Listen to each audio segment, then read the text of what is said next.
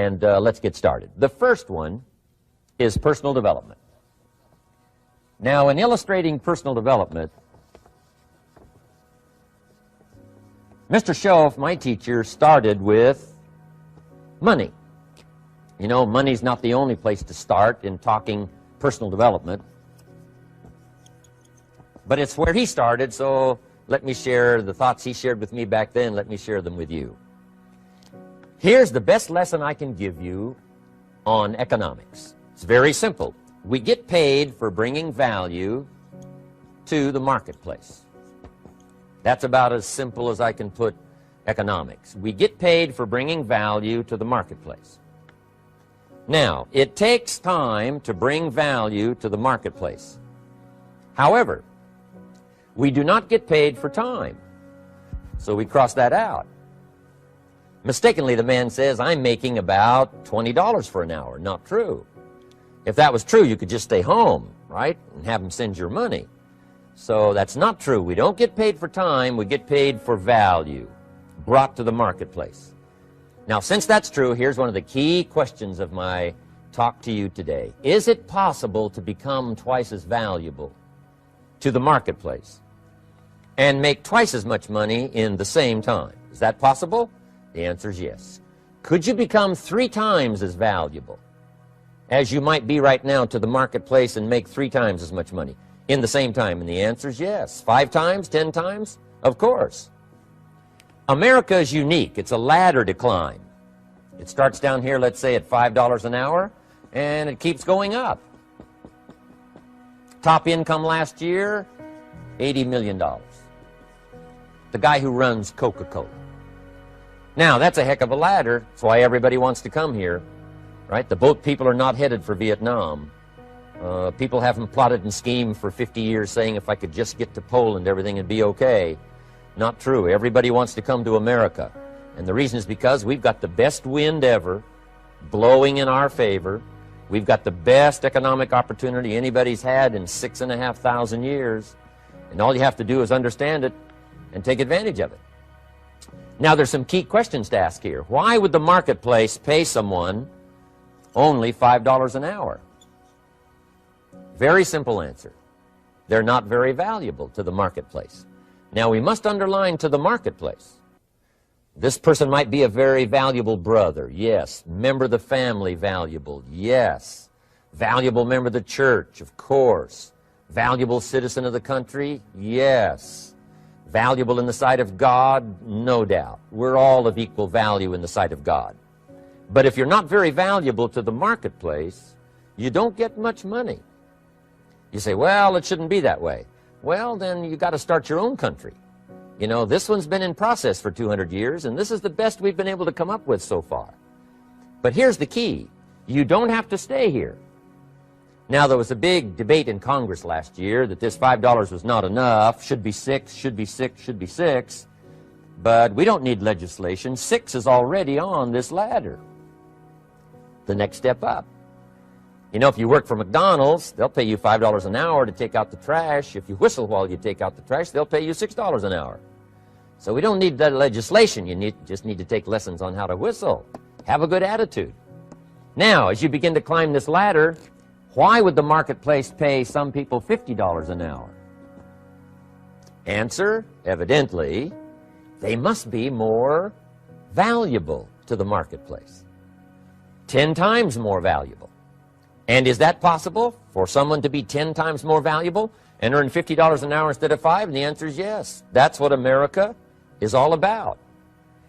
Now, why would the marketplace pay some people $500 an hour? Evidently, this person must be much more valuable to the marketplace. That's what's important to understand, to the marketplace. And would the marketplace pay one person $80 million for 1 year's work? And the answer is, of course. If you helped a company make $1 billion, would they pay you $80 million? I'm telling you, it is possible. And that's why America is so exciting. That's why this financial ladder is so exciting.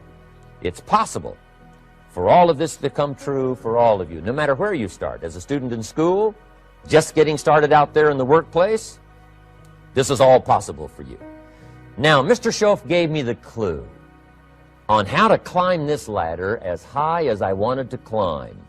Now, we're talking primarily economics here. There's a lot of other ways to become valuable to your family, valuable to your friends, valuable to the community, valuable to the team, right? Valuable to the team effort, valuable to the concert.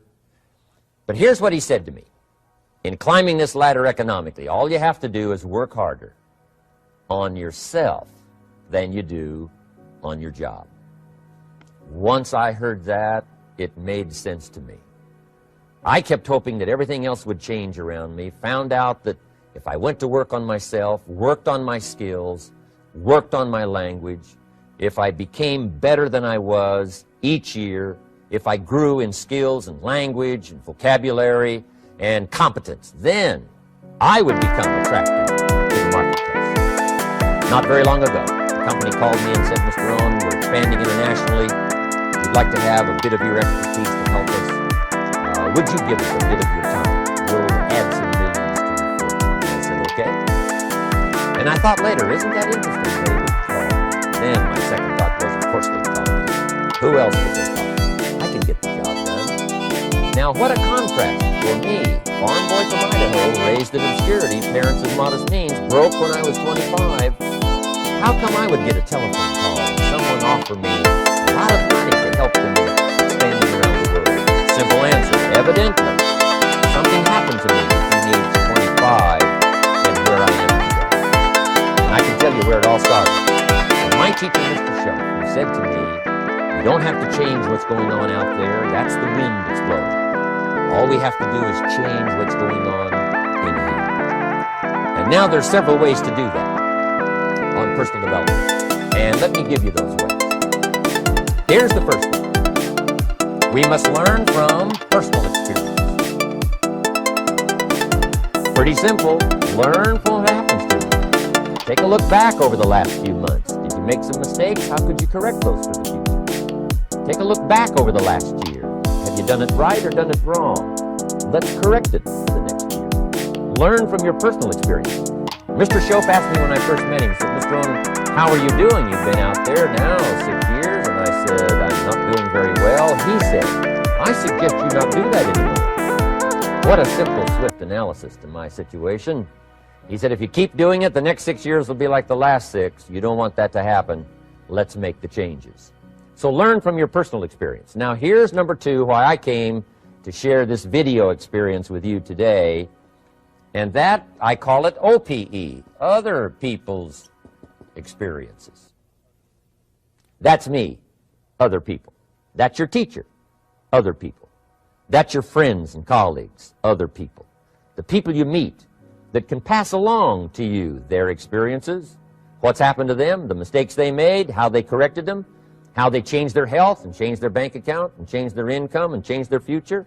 That's it, other people. Now, there's 2 kinds of people to learn from. One is failures. It's too bad failures don't give seminars, right? That would be valuable. Bring your notebook, have them tell you how they lost it all and threw it all away, threw their health away and threw their friendships away and things didn't work out well. That would be valuable. But now then we must also learn from positive, people that have done well. They've got the health, and so we ask them, how did you become so healthy? They've got the skills, so we ask them, how did you become this skillful? They've got the income, so we ask them, how did you get here in such a short period of time? So now here's what's important in personal development. In learning from other people, we learn, number 1, by observation. We learn what we see. We watch people that are successful in what they do. In sports, we watch their disciplines. In business, we watch their disciplines. By observation, what we can see. The reason I created this video is something that you could see someone's experiences translated for you. Second, we learn by what we hear. I've got some of my lectures on cassette tapes, so you can take them with you wherever you go and learn by listening. Turn your car into a mobile classroom and listen. And then listen to the sermon on Sunday morning. Listen to the lectures. Listen to the teacher. Listen to someone who's got something good to say. And then number 3 is vitally important on personal development, and that is read all the books you can possibly read in your lifetime. Mr. Schoaf got me started on my library. I've got one of the better libraries. Haven't read everything in it, but I feel smarter just walking in it, my library. At least I was smart enough to buy it. Now I got to be smart enough to read it. And then, of course, I got to be smart enough to decide what's valuable and then do it. But this one is very important. Become a good reader. Some books that helped change my life. Mr. Schoaf recommended, of course, the Bible. And my parents made sure I was a pretty good scholar by the time I was 18. That's been so beneficial for me, drawing from those illustrations, reading about those stories, people who made it and people who didn't make it, and what the difference was. And then other books that helped to really change my life. One called Think and Grow Rich by Napoleon Hill. And then a book that helped me become financially independent by the time I was 31. And that book is called The Richest Man in Babylon by George Clason. And I'm going to share a little bit of that book with you when I get to financial independence today, our 3rd subject. But I started reading the books, attending the classes, making sure that I got in front of people that had something good to say. And then I started keeping a journal. One of the major things my teacher taught me was to keep a journal. He said, don't trust your memory. If you hear something good, just make a little note and write it down. Now, at first I took, notes on pieces of paper and torn off corners and backs of old envelopes. And it didn't serve me well, thrown in a drawer. Then I learned to keep a journal, a bound copy of all my notes. So I would suggest you do the same. Things that impress you, a poem that impresses you. When you attend a class, some of the ideas that impressed you, jot them down. You read something in a magazine, right? Some ideas. Take those out, put them in your journal. Keep a good journal the rest of your life. This will serve you well. My journals make up a significant portion of my own library. And if you saw my library and saw my journals, I tell you what you'd have to say. This is the library, and these are the journals of a very serious student. No wonder Mr. Rohn is invited to lecture and speak on his experiences around the world. So I want the same thing to happen to you. Value captured that you can resort to later, go back over it and review it, and let it become valuable to you. So that's my first subject, personal development. Work harder on yourself than you do on your job.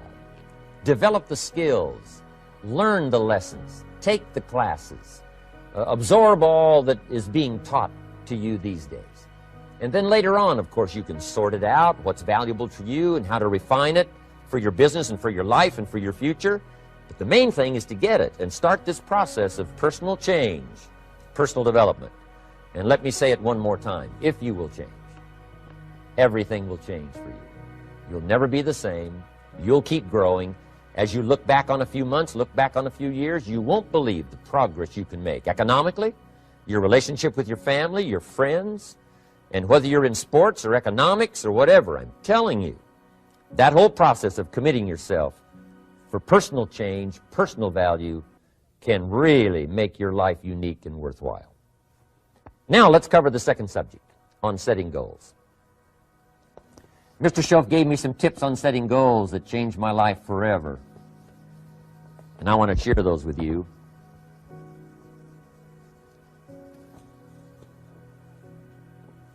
So let's talk about setting goals, and I also want to tie it to personal development, and you'll see how I'm going to do it as I progress here. Setting goals.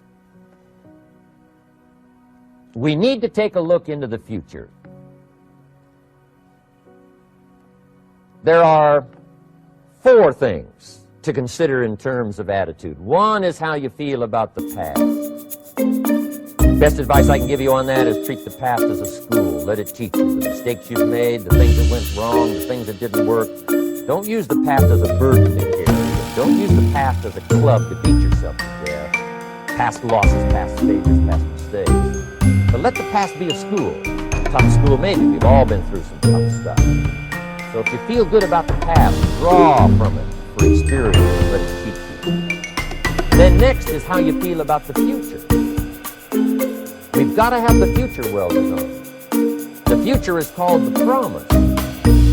And here's what we teach in our leadership series. The promise of the future can be an awesome force for your own future. The promise of the future, designing the future. There's two ways to face the future. One is with apprehension, and the other is with anticipation. I promise you, in my travels around the world, most people face the future with apprehension. And here's why. They don't have it well designed. They've sort of left that up to someone else to fix. But here's the best way to face the future, with anticipation. And you can face the future with anticipation if the future is clear, if the future is well designed.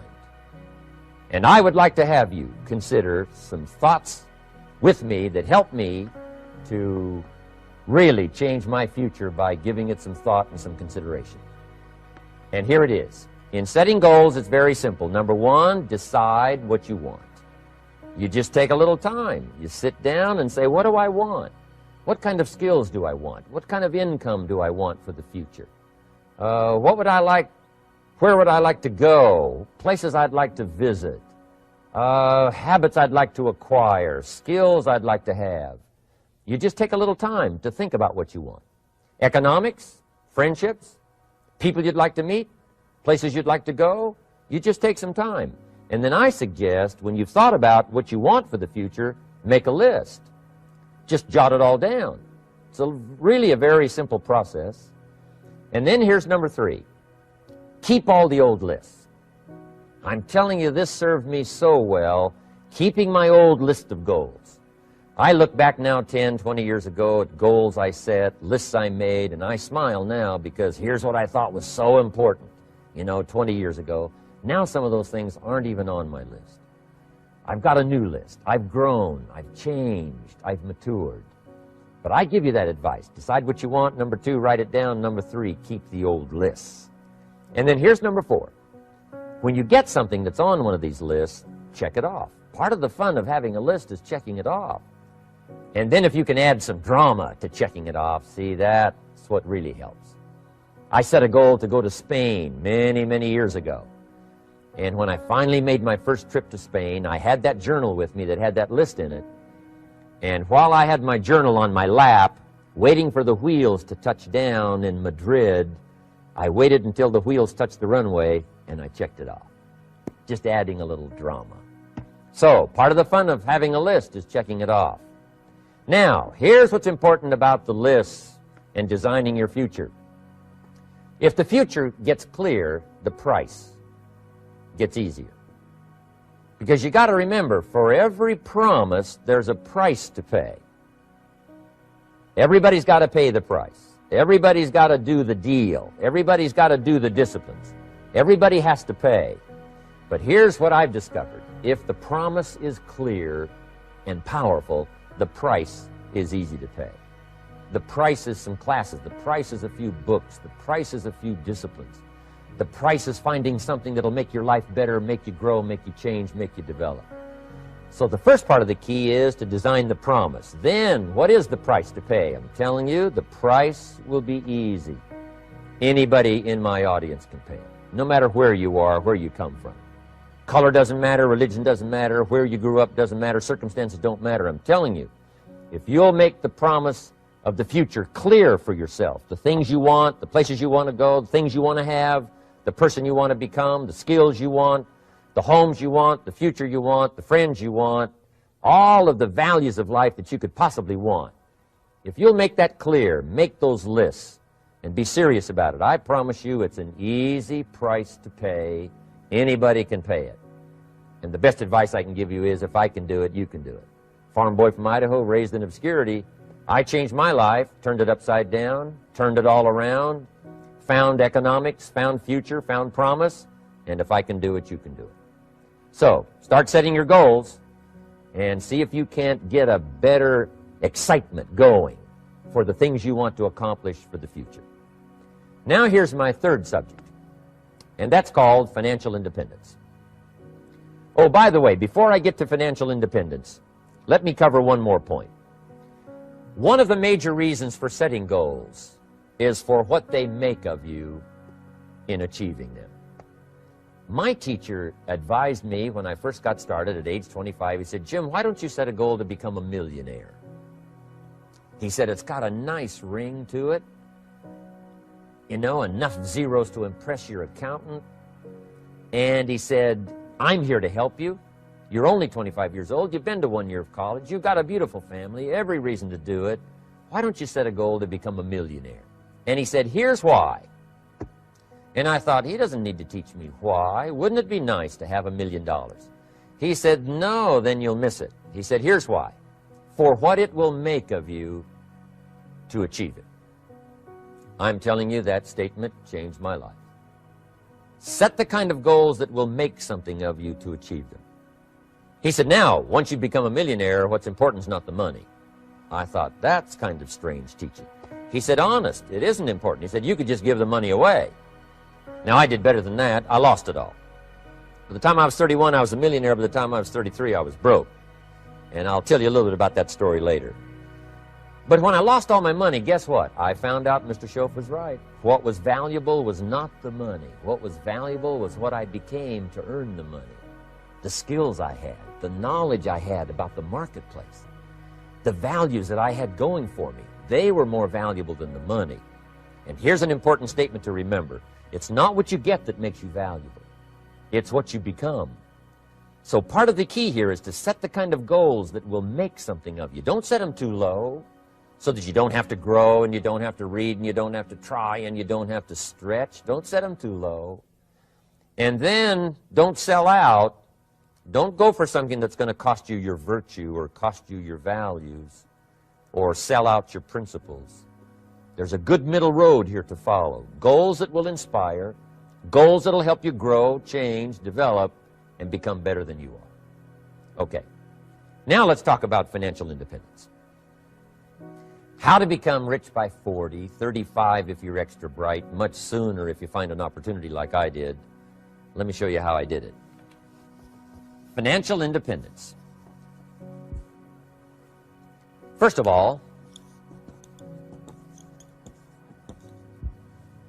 I like the phrase financial independence. Some people are a little bit concerned about using the word becoming rich or becoming wealthy, and I can understand that. I struggled a little bit with this. Is it okay to go for becoming rich, go for becoming wealthy?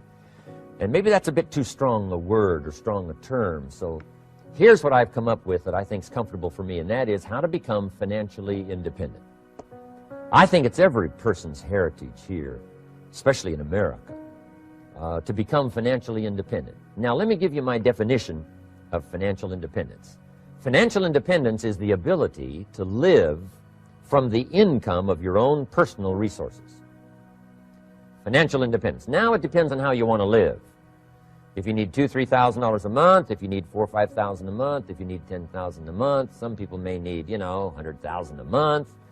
But whatever you would need to live, and you could earn that living from the income of your own personal resources, that's what I call financial freedom, financial independence. And let me show you how to acquire it. If you start at age 15, between ages 15 and 35 is 20 years. And in my personal opinion, based on my own studies and my own experience, 20 years, in my opinion, is enough time to become financially independent. If you're not, you don't live in the wrong country. Probably what's happened is you have the wrong plan. And it's easy to be a nice person with the wrong plan. I found that when I was 25 years old. I was broke at age 25, and I was a nice guy. You would have liked me. But I'm telling you, my plans up until then, especially my financial plan, left me broke. I totally changed it the next 6 years, and I became financially independent. So I know what I'm talking about. It is possible in a reasonable amount of time, 15 to 35, whatever, 20 years time, enough time. You can do it in a much shorter period of time, like I did if you want to. But this is a reasonable enough time. But here's number one. First of all, you got to have the right philosophy.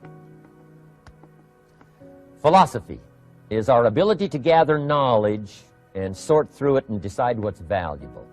To develop a philosophy about life, a philosophy about our health, a philosophy about our family relationships, a philosophy about economics. And if you develop the right philosophy, that's what helps to set this sail so that in 6 years it takes you where you want to go, instead of winding up like I did that first 6 years of my economics, broke, no money, empty bank account. The right philosophy. Now let me give you a couple of philosophies to consider. Here's the first one. It's called the philosophy of the poor. And here it is. Poor people usually spend their money and invest what's left.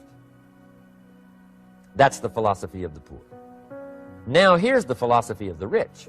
Rich people invest their money and spend what's left. And here's the startling answer. It really doesn't matter what the amount is. What's most important is not the amount. What's really important is the philosophy. So I would ask you to adopt this philosophy of spending after you have invested. Invest first, then spend. And I've got a little formula that I'm going to share with you. Now, what should a child do with $1? I mean, there's a lot of debate going on, I'm sure, across the country on what a child should do with $1. Here's one opinion. It's only a child and it's only $1. What difference does it make? Well, in my opinion, it makes all the difference in the world. A person's economic future starts with a child with $1. Somebody says, oh, no, you're only young once. Let him spend it all. Well, when would you hope that would stop? Somebody says, well, wait till he's 50 and broke like me, and then he'll learn. Well, no, we don't want to wait that long. If I would have known earlier than age 25, I would have changed. In high school, if they would have had classes called Wealth 1, Wealth 2, I'd have taken both classes. I would not have waited until age 25. So, the earlier the better. So, what should a child do with $1? Here's the simple premise to begin with. Don't spend it all. And if a child wants to spend the whole $1, you got to say, hey, don't spend it all. Don't spend it all. They'll say, why not? It's my $1. I earned it. You say, I know you earned it, but don't spend it all. They'll still say, why not? Say, let me show you why not. So you put them in your car, take them to the other side of town, and show them where people live that spend the whole $1. Just drive them around. Kids learn best by visual. Just drive around and say, would you like to live here? Kid says, no. Would you like to live like these people live? Kid says, no, no. Then you can't spend the whole $1. So, kids will get the message. So, take them to the other side of town, show them around, unless you already live there, and then just show them around. Anyway, don't spend the whole $1. Now, let me give you my best view of what to do with $1. And I promise you, if you started at age 15, now if you're over 15, right, you've still got plenty of time. You still got 20 years. If you're 30, you've still got 20 years. I mean, you still got plenty of time to start what I'm about to share with you. What to do with $1. Here's my first bit of advice. Never spend more than 70 cents. Never spend more than 70 cents. Now, you got to pick some number, and the number you pick is going to be determined by your philosophy. It's going to be determined by what you've been taught or your experience teaching yourself. When I first met my teacher, Mr. Schoaf, I was at about 110% of each $1. I'm down at budget finance, hawking my furniture and my car one more time. And then I learned a whole better formula for financial independence. Number one, don't spend more than 70 cents. Now, kids say to me, well, okay, what do I do with the other 30 cents? And here's what I teach them. 10 cents for charity. Charity or church, or helping people that can't help themselves. 10 cents to support worthy projects. Projects that you feel good about. 10 cents out of every $1.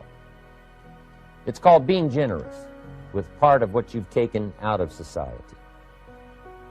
Now, in my opinion, nothing teaches us character better than generosity. No class, no teacher, no book teaches character better than generosity. And the best time to start is when the amounts are small. And I know if kids learn these lessons well, they'll give a dime out of $1, help people that can't help themselves, support worthy projects. Or if you belong to a church, they teach tithe, piece of. That's very important. Now, because when the amounts get larger, sometimes it's a little more difficult. Giving 100,000 out of $1 million, someone says, oh, if I had $1 million, I'd give 100,000. I'm not sure. That's a lot of money. So the time to start is when the amounts are small. 10 cents out of the dollar. Okay, next 10 cents I call active capital. Active capital means do something to make a profit. Active capital. Set aside a portion of your income. Wages are okay, but I'm telling you, wages will make you a living. Profits will make you a fortune. So set aside part of your income as capital, called active capital. Any kind of project you can possibly think of, you can possibly come up with. I'm going to write a new book, I think, for kids. I think the title is going to be, Of Course, Kids Should Pay Taxes. It's kind of an interesting title. In California, kids do pay taxes. When a child walks into 7-Eleven, buys something that costs $1, the proprietor says, give me 7 more pennies. And the child says, hey, what's these 7 pennies for? And the proprietor says, that's the taxes. Kid says, well, hey, I'm only 8 years old. Proprietor says, congratulations, you're my youngest taxpayer. Give me the money. So in California, where I live, kids do pay taxes. Big question is, should they? And my book will answer that question. Of course, kids should pay taxes. Nothing is for free. If you want to ride your bicycle on the sidewalk instead of in the mud, you got to pay the 7 pennies. Nothing is free, so we all have to pay. So, 10 cents out of your living, out of the money you earn, set aside for capital. Capital to try your best to show a profit. And in my book, it's going to be all kinds of ways kids can make money, right? 2 bicycles, one to ride and one to rent. I mean, you know, it doesn't take long to figure out some enterprise that'll start making a profit. Then you must jot this down if you're taking notes. Profits are better than wages. 1, you can't usually start wages until you're about 16, 15, 16, but you can make a profit long before you're eligible to start earning wages. And then there's no limit to profits, and they can double and triple and quadruple. You know, there's no limit. It's incredible how fast profits can grow. So profits are better than wages. Wages make you a living. Profits make you a fortune. Now, the third 10 cents is vitally important. I call it passive capital. Capital you let somebody else use. A financial institution, stocks and bonds, mutual funds, whatever. Let someone else use it. You furnish the money. They use it to make a profit, but they pay you for the use of it, called interest. And here's one of the things that'll make you financially independent fairly quickly, and that's called compound interest. And this is how you get it. Letting someone else use a portion of your money, your substance. They show the profit, they pay you interest. And this passive capital, I'm telling you, over a sustained period of time, if you'll develop this little 10, 10, 10, and 70, especially starting at age 15, I'm telling you, by the time you're 35, you will be financially independent. You'll have the ability to live from the income of your own resources. And then one more point on passive capital. There's a Bible philosophy. I'm an amateur on the Bible. But there's a Bible philosophy that teaches the borrower is servant to the lender. And if you want to be in a powerful position as you grow older, finally when you become mature, maybe have your own business, things have worked out for you for the future, the position you always want to be in is the power position, and that's called the lender. The lender is the power position. So if kids learn early enough, and then you ask them what they'd like to be when they grow up, I'm telling you, once they understand, they'll say, well, one of the things I want to be is one of those lenders. That's the power position, not the spender. No, you'll be pitied the rest of your life if you just become a spender. You got to become a lender. And I think this is the one formulas to follow. 10 cents out of every dollar. Let someone else use it. Be the lender, power position. Then try to show a profit. Can't we teach our children how to take $1, search the neighborhood, find a broken wagon, pay $1 for it, bring it home, you know, clean it up, sand it until it's clean, paint it red till it shines, straighten out the wheels till they're true, take it back to the neighborhood, sell it for $5? Anybody can do that. Now, does the child deserve $4 profit? And the answer is yes. Society now has a mended wagon. And that's what America's all about. Finding something, touching it, making it better, making a profit, taking part of your resources, helping people who can't help themselves. Let someone else use it to make a profit. Some projects require more capital than one person has. Exciting. and then let them pay you for the use of it? America's had this philosophy now all these years. Communism has taught all these years capital belongs in the hands of the state, not in the hands of the people. We've been teaching all these years capital belongs in the hands of the people, not in the hands of the state. And we turned out to be right. Capital in the hands of the kids, capital in the hands of the people. Enterprises that make a profit, enterprises that grow. It's the hope of our future. So that little simple formula, I hope, will help you. Now, one more key on financial independence, and that is attitude. Attitude. Here's number one. I used to say, I hate to pay my bills. My teacher straightened me out on that. He said, let's see, Mr. Rohn, what you hate to do is pay $100 on an account and reduce your liabilities and increase your assets. I said, well, no, not if you look at it that way. He said, well, it all depends on how you look at it. So wouldn't you love to pay your bills, reduce your liabilities, increase your assets? You got to have that kind of attitude.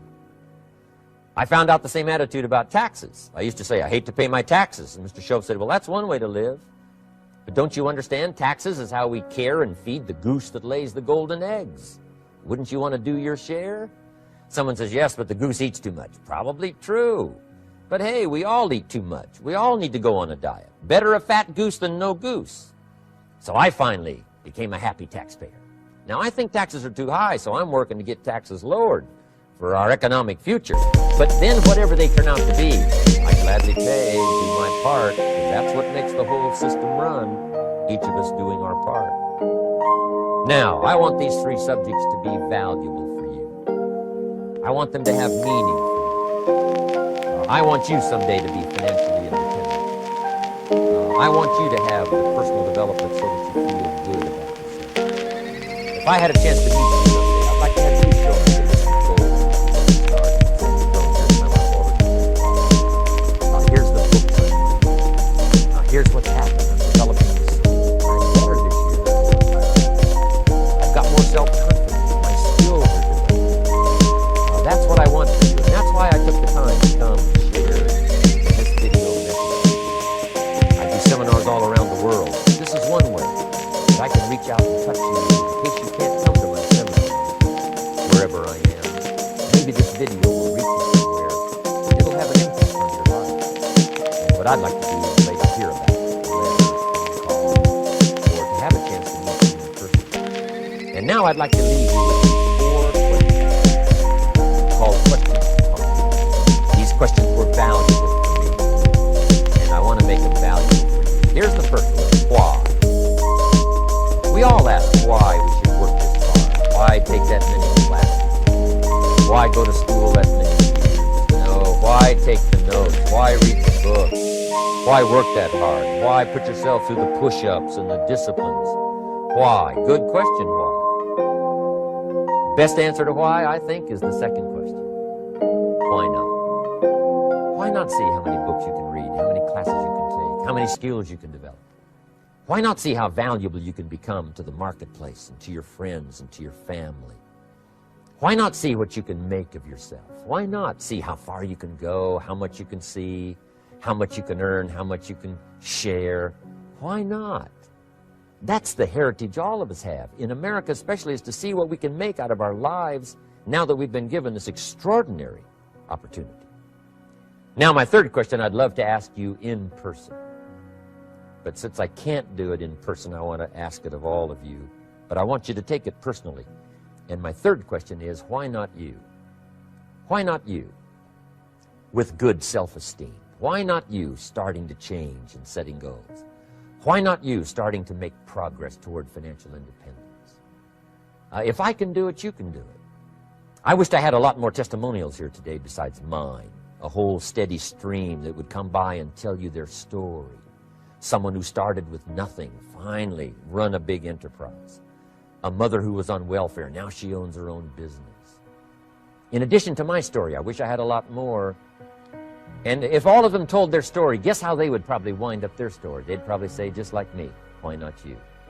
If we can read, you can read. If we can change, you can change. If we can figure it out, you can figure it out. If we can turn it around, you can turn it around. There isn't anything you can't accomplish. That's what those testimonials would say. And so I want to say it to you personally. Why not you? You've got the brains, you've got the stamina, you've got the vitality, you've got the interest, you've got your life ahead of you, you've got the future. You can do it. If anybody can do it, you can do it. If one of us can do it, hey, we all can do it. And now here's my last question. Why not now? This is a good time as the 20th century starts to wind down, a few more years as we get ready for century 21. What a good time to set your goals, work on yourself, work on your skills. What a good time to get it together. What a good time to start this process. Personal development, growing, changing, developing, having a good plan for your money and for your life and for your future. Why not now? And I hope I have a chance to see you one of these days and share with you the experience, the reaction, the response you might have had from my message today. And until I get a chance to see you on this side of the world or the other side of the world, in some school or some seminar, or maybe I'll come and speak for a company that you work for someday, I hope I get a chance to meet you. Until then, I wish you the best. I want all that I've gotten to be yours and much, much more. God bless. Goodbye.